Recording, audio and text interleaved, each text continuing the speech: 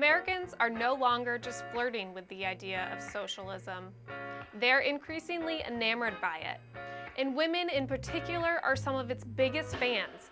In fact, according to a new poll commissioned by Axios, a majority of women now say they'd be better off living in a socialist country than a capitalist one, a full 55%.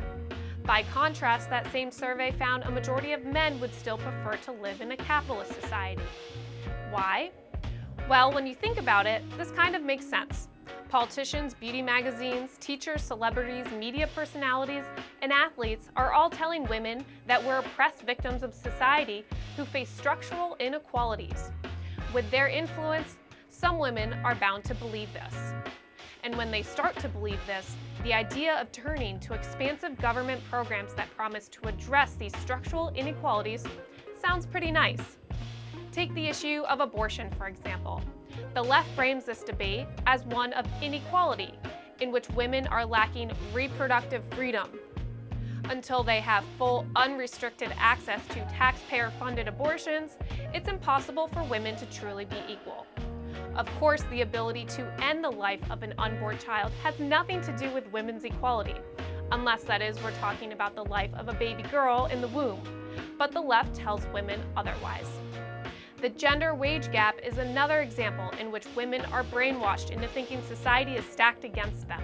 Despite multiple studies indicating there's a gender choice gap between the sexes rather than a gender wage gap, meaning that women earn less than men because of choices they make, such as choosing careers that pay less or offer greater benefits, a stunning 83% of women still believe a gender wage gap exists. So really, it should come as no surprise that 55% of women now say they support a political movement whose end goal is equal outcomes for all, despite how misleading and misinformed it is. This is obviously concerning, but one thing is clear. Whether it's men or women, those who say they support socialism don't appear to grasp what the concept fully means.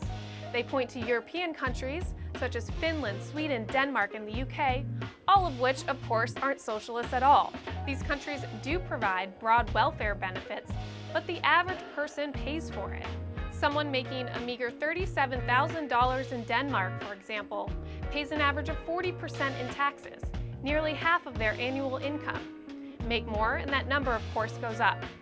On top of that, every citizen faces a 20% VAT tax or sales tax on everything they buy: clothes, cars, groceries, and more. Liberals such as Senator Elizabeth Warren claim we can provide European-like welfare programs by taxing corporations and the rich. But mathematically, this is impossible. A Heritage Foundation analysis found that doing so would only pay for 6% of the programs Democrats are now calling for. This includes Medicare for all, free college, a national job guarantee, paid family and medical leave, and the Green New Deal. Until American women truly understand the cost of so-called democratic socialism, we shouldn't be surprised when polls tell us that this is what they want. In communicating the cost, we must ask, what percent of your income are you personally willing to pay? Until we ask this question, I am inclined to take polls about women supporting socialism seriously, but not too literally. Because democratic socialism is nothing but a clever marketing campaign built on victimhood and farce.